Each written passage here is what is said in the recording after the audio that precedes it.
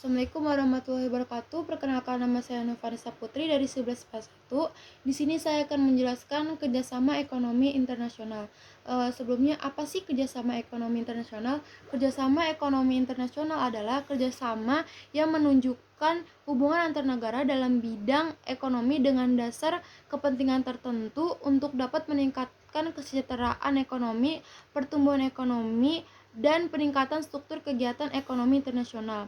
Kerjasama ekonomi internasional sendiri merupakan bentuk hubungan yang dilakukan suatu negara dengan negara lain untuk memenuhi kebutuhan rakyat dan kepentingan negara.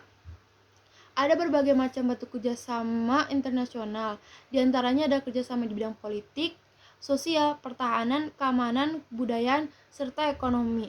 Kerjasama internasional yang satu ini juga tidak sama dengan perdagangan internasional.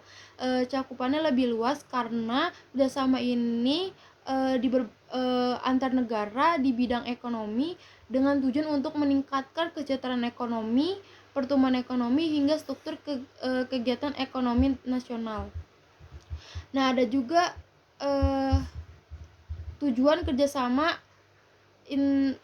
ekonomi internasional, yaitu ada yang pertama, memenuhi kebutuhan dalam negeri akan barang dan jasa. Yang kedua, memperluas pasar hasil produksi barang dan jasa, memajukan perdagangan dunia.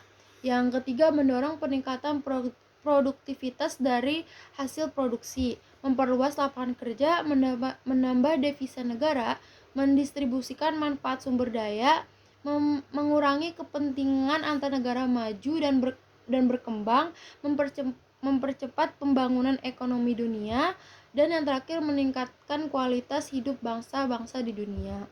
Ada juga nih manfaat kerjasama ekonomi internasional.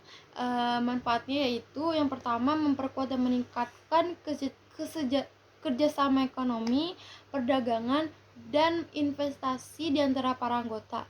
Yang kedua, meliberalisasi secara progresif dan meningkatkan perdagangan barang dan jasa, serta menciptakan suatu sistem perdagangan transparan dan mempermudah investasi.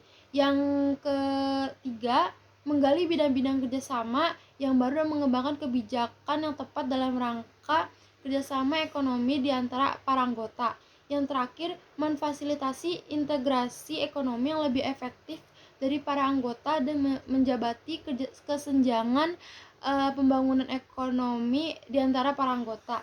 Ada juga nih bentuk-bentuk kerjasama ekonomi internasional. Apa aja sih? Yang pertama, kerjasama ekonomi bilateral. Pengertiannya yaitu kerjasama ekonomi yang melibatkan dua negara yang bersifat saling membantu. Contohnya Indonesia dengan Malaysia, Indonesia dengan Amerika, Indonesia dengan Inggris, Australia, dan sebagainya.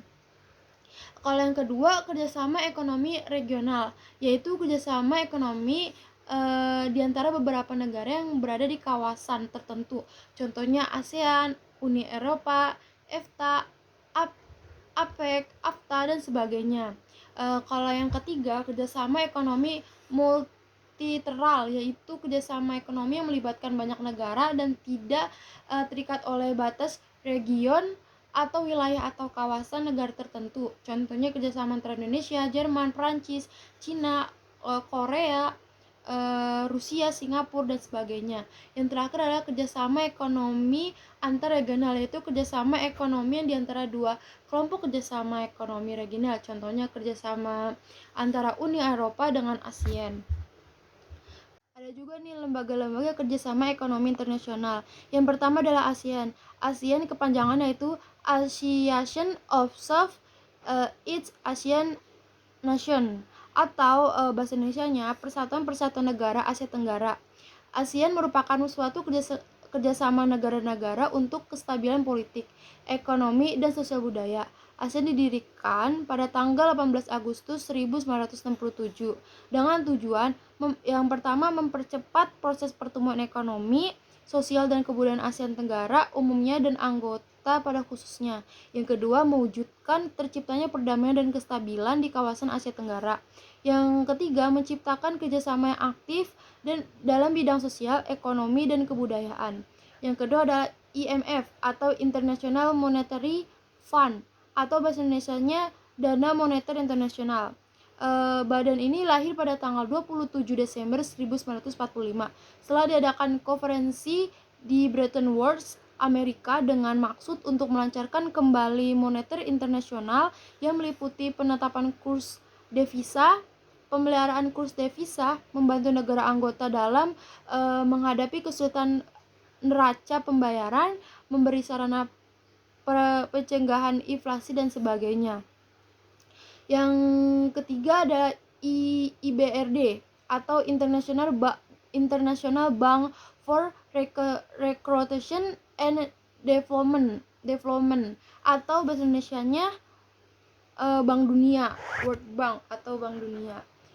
IBRD ini atau Bank Dunia didirikan pada tanggal 27 Desember 1945 dengan tujuan untuk membantu pembiayaan usaha-usaha pembangunan dan perkembangan negara-negara anggota dengan memudahkan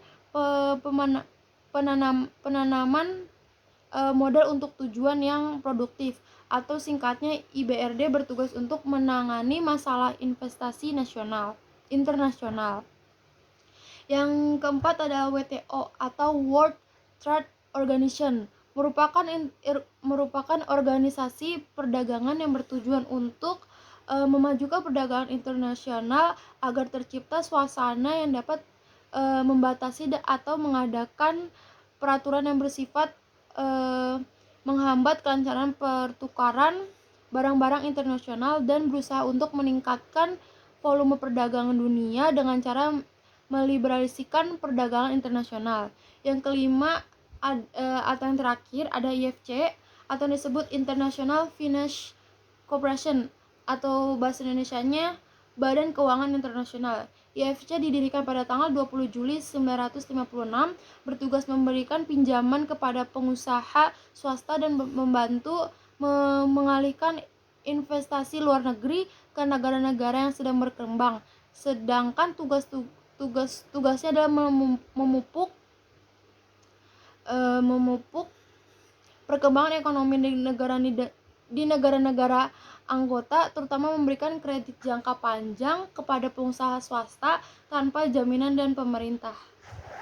Sekian dari saya, kurang lebihnya mohon maaf. Wassalamualaikum warahmatullahi wabarakatuh.